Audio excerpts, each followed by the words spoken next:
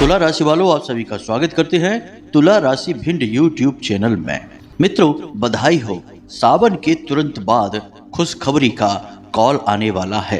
कहने का मतलब यह है कि भोले बाबा ने आपसे प्रसन्न होकर दे दिए हैं आपको दो बड़े संकेत। अब आपकी जन्मों की गरीबी दूर होने वाली है।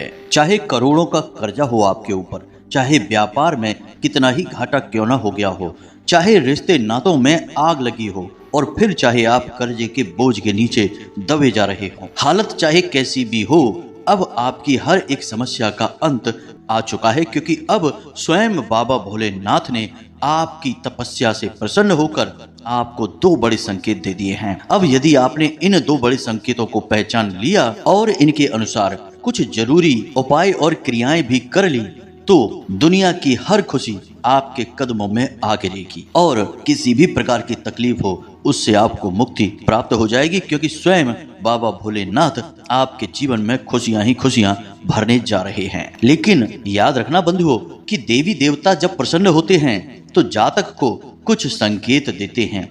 देवी देवताओं की भाषा ही संकेत के रूप में होती है।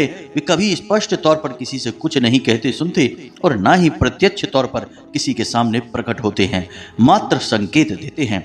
तो जो बुद्धिमान लोग होते हैं वे संकेतों को समझकर उसी के अनुसार जीवन में बदलाव कर लेते हैं और फिर जीवन भर के लिए देवी देवताओं की कृपा और आशीर्वाद उनके ऊपर बरसता रहता है। हम आपको एक बात यहाँ पर स्पष्ट तौर पर बता दें कि बड़े ही भाग्यशाली होते हैं वे लोग जिन पर भगवान सीधे तौर पर प्रसन्न हो जाते हैं और जीवन भर की तपस्या के बाद कहीं जाकर ऐसा मौका मिलता है। और हमारी ध्यान में मिली अनुभूतियों के आधार पर, साथ ही साथ आपकी राशि और कुंडली के कुछ विशेष ग्रह परिवर्तनों के आधार पर हम यह बात पूरे दावे के साथ आपसे कह सकते हैं कि अब सावन का महीना समाप्त होते ही आपके जीवन में खुशियों की बरसात होने वाली है।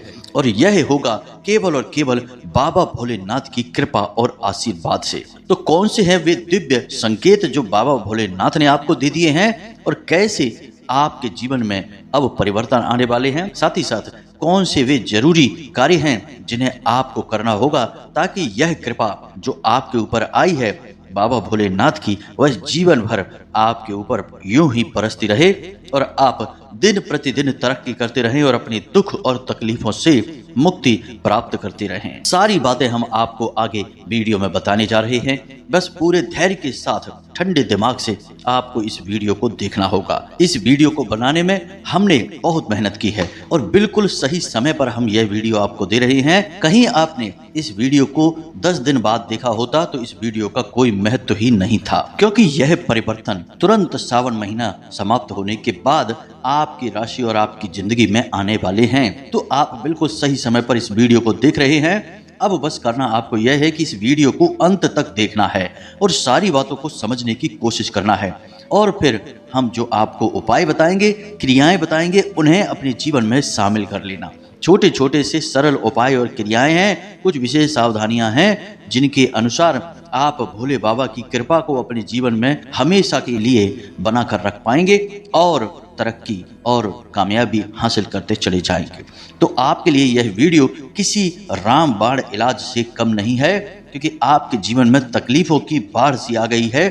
एक एक करके परेशानियां आती चली जा रही हैं और यहाँ तक कि आपके अपने तो छोड़ो, आपके खुद की स्वास्थ्य और सेहत भी अब आपका उतना साथ नहीं दे पा रही है। और यह सब क्यों हो रहा है, सब कुछ हम आपको इस वीडियो में बताएंगे। बंधुओं, वीडियो बेहद ही ज्ञानवर्धक है और हम आपसे दावे के साथ कहते हैं कि इस वीडियो के अंत तक आप इस वीडियो को दी गई जानकारी के आधार पर हमें धन्यवाद अवश्य करेंगे। तो हमारा बस आपसे यही निवेदन है कि इस वीडियो कार्यक्रम को अंत तक अवश्य देखना। चलिए बंधुओं, आज के इस कार्यक्रम को शुरू करते हैं, लेकिन इससे पहले हम चाहेंगे कि आप माता रानी को आभार अवश्य व्यक्त करें।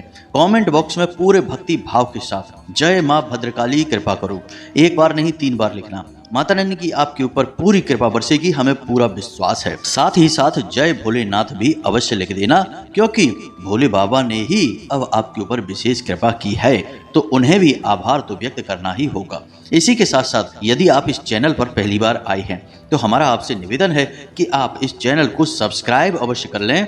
बगल में जो लाल रंग का सब्सक्राइब बटन है उसे दबा दें फिर घंटी के निशान को भी दबा दें। ऐसा करके आप ना केवल हमारे बल्कि माता रानी के दिव्य परिवार के सदस्य बन जाएंगे, सीधे धाम से जुड़ जाएंगे और आपके जीवन की समस्याएं अपने आप ही समाप्त होने लगेंगी, क्योंकि फिर माता रानी की सीधी कृपा और आशीर्वाद आपको प्राप्त होगी, क्योंकि आप तो परिवार के सदस्य बन चुके हैं। तो इस मौके को बिल्कुल भी नहीं गंवाना है। चलिए जल्दी से चैनल को सब्सक्राइब करिए, फिर आगे बढ़ते हैं। मित्रों, हम जानते हैं कि इस समय आपके जीवन में किस प्रकार की परिस्थितियां चल रही हैं। हमने आपकी राशि का, आपकी कुंडली का कई बार अच्छी तरह से अध्ययन और आकलन किया है और इसी के आधार पर हम यह भी समझते हैं कि इस समय आपको दैवीय कृपा की बहुत अधिक आवश्यकता है, क्योंकि आपके जीवन में समस्याएं कुछ इस प्रकार से ताना बाना बनाकर गुथ कर बैठ गई हैं कि अब यदि देवी देवताओं की विशेष कृपा और आशीर्वाद आपको प्राप्त नहीं हुआ तो इन समस्याओं से पीछा छुड़ा पाना आपके लिए लगभग नामुमकिन है। कुछ जातक ऐसे हैं जिनके जीवन में कर्जा पीछा ही नहीं छोड़ रहा है। अब चाहे वो पैसा कम कमाएं या ज्यादा कमाएं, कोई भी काम करें, उन्हें कर्जा लगातार लेना पड़ रहा है। पुराने कर्जे से पीछा नहीं छुड़ा पा रहे हैं और नया कर्जा मजबूरी में लेना पड़ रहा है। अब कर्जे चुकाएं तो चुकाएं कैसे, कोई रास्ता समझ में नहीं आ रहा है। यहाँ तक कि कई बार ऐसा भी हुआ है कि बात मान और अपमान तक आ चुकी है। अब आपकी नीयत खराब नहीं है, आप देना चाहते हैं, लेकिन आपका जीवन आपको मौका ही नहीं दे रहा है कि आप सामने वाले का पैसा चुका सकें। तो अब ऐसे में आप क्या करेंगे? देवी देवताओं की यदि कृपा आपको प्राप्त नहीं हुई तो आप इस कर्जे को कभी नहीं चुका सकते हैं। कितना भी मेहनत कर लें, प्रयास कर लें, और आप खूब प्रयास करके देख चुके हैं। जी हाँ बंधु, हम अच्छी तरह से यह जानते हैं। इसी के साथ साथ कुछ जातक ऐसे हैं जिनके घर परिवार में लगातार नकारात्मक वातावरण बना हुआ है, आपस में झगड़े होते रहते हैं, एक दूसरे से बैर भाव हो गया है। जी हाँ बंधु, साथ ही साथ घर में बीमारी भी लगातार पीछा नहीं छोड़ रही है। अब इनका पैसा लगातार बीमारियों में खर्चा होता चला जा रहा है, साथ ही साथ इनके मन को चैन और सुकून भी प्राप्त नहीं हो पा रहा है। इसकी वजह से इनकी जिंदगी नर्क के समान हो चुकी है। ये दिन भर मेहनत करते हैं, परिश्रम करते हैं और शाम को जब लौटकर अपने घर में आते हैं तो वही कलह क्लेश का माहौल मिलता है। खींचतान भरी जिंदगी है और परेशानियां तो हैं ही। अब ऐसे में इन्हें समझ में ही नहीं आता कि आखिर ये अपने जीवन में करें तो करें क्या, कैसे जीवन में कुछ बदलाव, खुशियां लेकर आएं। इसी प्रकार कुछ जातक हमसे कहते हैं कि गुरुजी, हम लगातार मेहनत करते हैं और कभी कभी खुशियां और कामयाबियां जीवन में आती भी हैं, लेकिन अचानक सब कुछ गायब हो जाता है। ऐसा लगता है जैसे किसी ने किसी प्रकार का टोना टोटका तांत्रिक क्रिया करवा रखी है। और बात सच भी है, पूरी राशि चक्र में केवल आपकी ही एकमात्र ऐसी राशि है जिसके ऊपर तांत्रिक क्रियाएं, नजर, टोना टोटका बहुत जल्दी असर करते हैं। अब असर करने का कारण क्या है, यह भी आप समझिए। आप लोग बहुत भोले भाले हैं। आप दुनियादारी के दांव पेच, षड्यंत्र और चालबाजियों का अंदाजा इतनी आसानी से नहीं लगा पाते हैं और आप एक साफ दिल के, साफ मन के इंसान भी हैं। आपके अंदर इंसानियत का भाव बहुत ही गहराई तक बैठा हुआ है। अब जहां इतनी सफाई होगी वहां दाग तो बड़ी आसानी से लग ही जाएगा। यही आपके साथ होता है। आप बहुत ही साफ सुथरे चरित्र के इंसान हैं, इसी वजह से आपके ऊपर नकारात्मक चीजें जल्दी हावी हो जाती हैं। अब यह तो सुनकर आपको अच्छा भी नहीं लग रहा होगा कि यह हम क्या कह रहे हैं कि हम तो इतनी अच्छी तरह से जीवन जीते हैं, फिर भी नकारात्मक ऊर्जाएं हमें क्यों परेशान करती हैं। तो आप जैसे सीधे साधे भोले भाले लोगों को ही तो नकारात्मक ऊर्जाएं अपना शिकार बनाती हैं। आपने वह कहावत तो सुनी ही होगी कि जंगल में सीधे साधे पेड़ ही सबसे पहले काटे जाते हैं। खैर, तो अब हम यहाँ पर बता दें कि आपके जीवन में मूल रूप से 3 ही बड़ी समस्याएं हैं जो अलग अलग लोगों को अलग अलग रूपों में परेशान कर रही हैं। पहली समस्या है कि कर्जा, जो कि पीछा ही नहीं छोड़ रहा है। दूसरी समस्या है कि आमदनी, जैसी उम्मीद करते हैं वैसी आती नहीं है। काम धंधे व्यापार सब ठप होते चले जा रहे हैं। और पैसे के आने के रास्ते भी धीरे धीरे बंद होते चले जा रहे हैं। यानी कि आमदनी ही नहीं है तो जीवन कैसे कटेगा। और तीसरा है कि भयंकर नकारात्मकता जीवन में वास कर चुकी है, जिसकी वजह से आपसी कलेश, तनाव और बीमारियां घर में आ चुकी हैं। अब इन 3 समस्याओं से आपको छुटकारा दैवीय शक्ति से ही, दैवीय कृपा से ही हासिल होगा।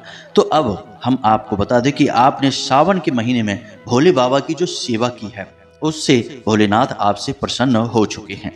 अब इस बात से कोई फर्क नहीं पड़ता है कि आपने कितनी सेवा की है, कितना जल भोले बाबा को समर्पित किया है, या कितना चालीसा पाठ या मालाएं फेरी हैं।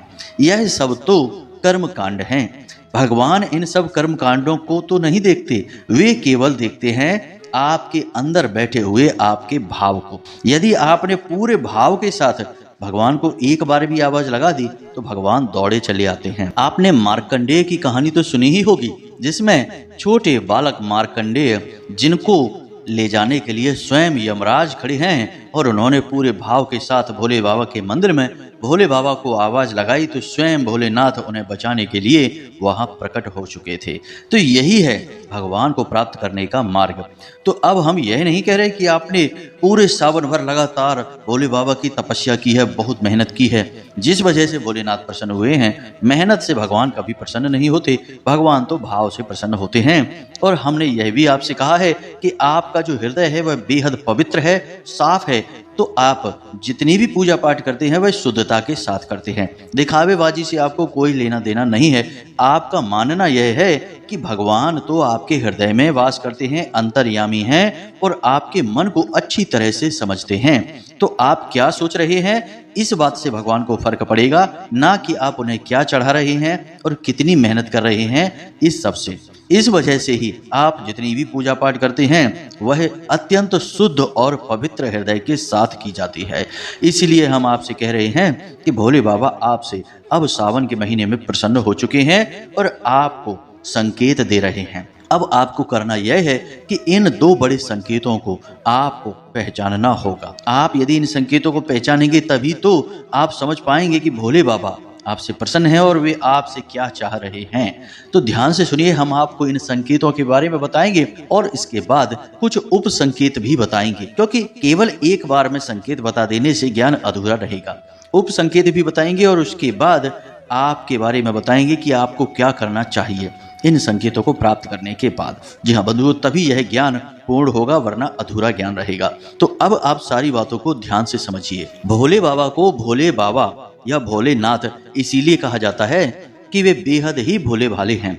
उन्हें दिखावेबाजी, ड्रामेबाजी से कोई लेना देना नहीं है, और एक बार वे किसी से प्रसन्न हो जाते हैं तो उसे दर्शन अवश्य देते हैं। तो अब आपके साथ भी यही होगा, आपको भोले बाबा के दर्शन अवश्य होंगे अगले 2 से 3 दिनों के अंदर। या फिर कुछ जातक ऐसे हैं जिन्हें तो भोलेनाथ के दर्शन हो भी चुके होंगे।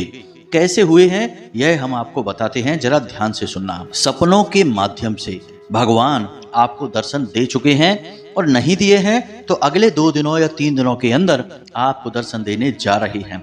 आपको बस तैयार रहना है। अब सपने में ही क्यों, इसका भी विशेष प्रावधान है। शास्त्रों के अनुसार जब इंसान सो जाता है तो उसकी आत्मा, या यूं कहें कि उसका सूक्ष्म शरीर इस शरीर को छोड़कर बाहर निकल जाता है और कई लोगों के भ्रमण में रहता है। इसीलिए आपको तरह तरह के सपने आते हैं। ऐसी ऐसी जगह और ऐसे ऐसे लोगों से आप मिलते हैं जिन्हें आपने जिंदगी में कभी नहीं देखा। यही है लोगों के भ्रमण का चित्र जो आपको सपने में दिखाई देता है।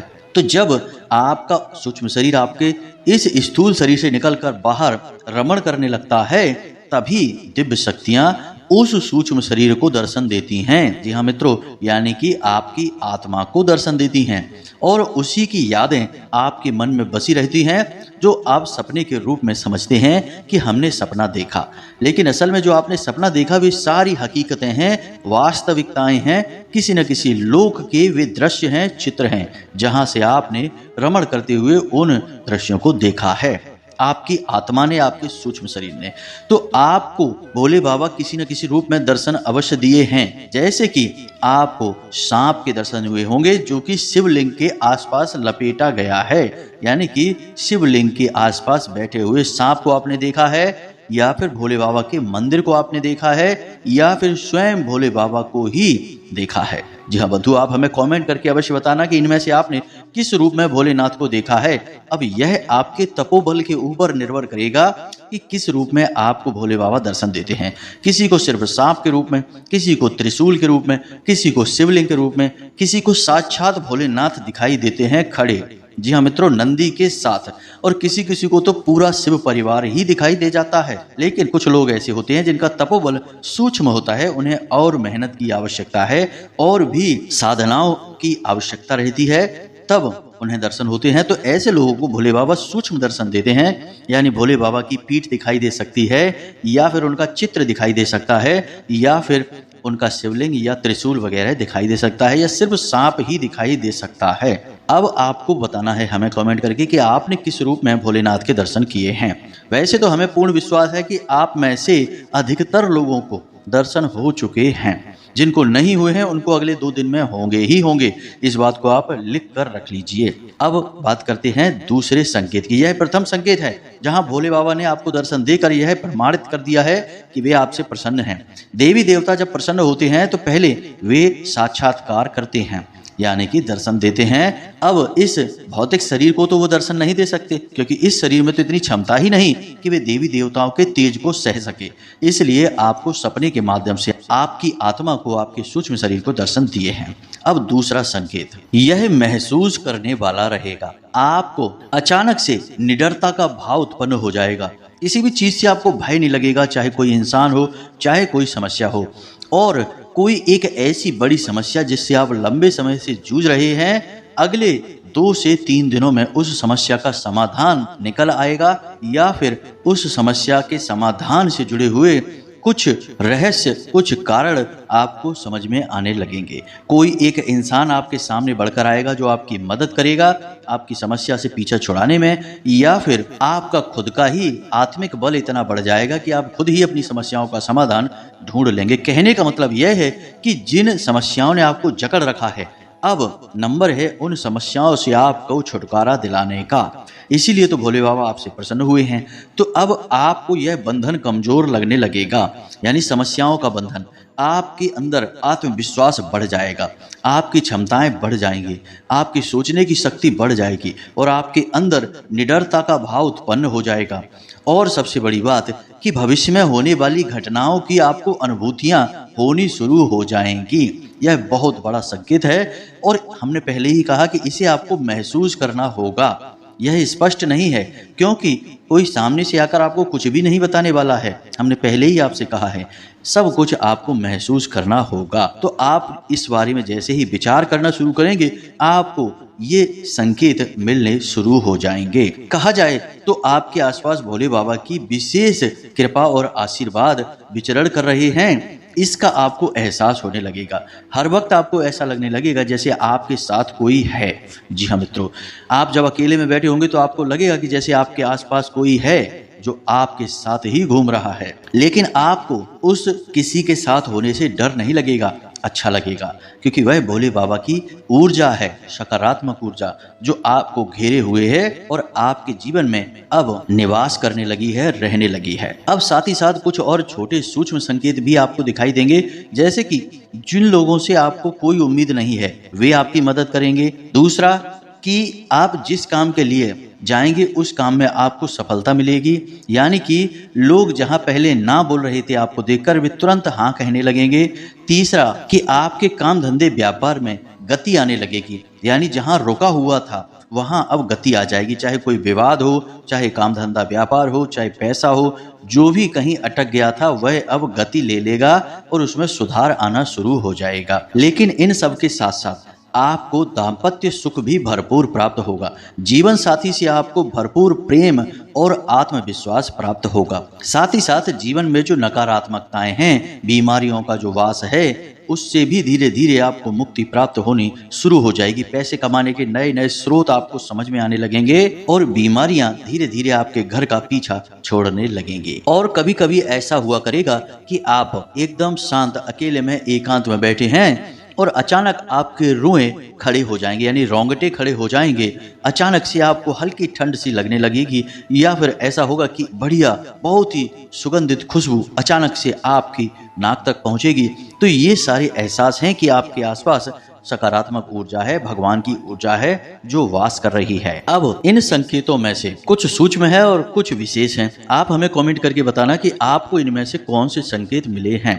संकेत तो आपको 100% मिले ही हैं, बस आपने गौर नहीं कर पाया है कि ये संकेत क्यों मिल रहे हैं, इनका कारण क्या है। अब जब आपको ये संकेत मिल चुके हैं तो कुछ विशेष उपाय आपको करने चाहिए, क्योंकि याद रखना कि ऊर्जाएं कभी भी ठहरती नहीं हैं, बदलती रहती हैं, अपनी स्थान, अपनी शक्ति, अपनी तीव्रता को बदल देती हैं। तो अब ऐसे में यदि भोले बाबा की शुद्ध सकारात्मक ऊर्जा को आप हमेशा के लिए अपने पास बनाए रखना चाहते हैं तो कुछ चीजें हैं जिन्हें आपको अपने जीवन में शामिल करना होगा और कुछ चीजों को हटाना होगा। जी हाँ बंधुओं, सबसे पहली चीज कि आपको किसी भी प्रकार के नशे से, किसी भी प्रकार की नकारात्मक कार्य गतिविधि से दूर रहना होगा।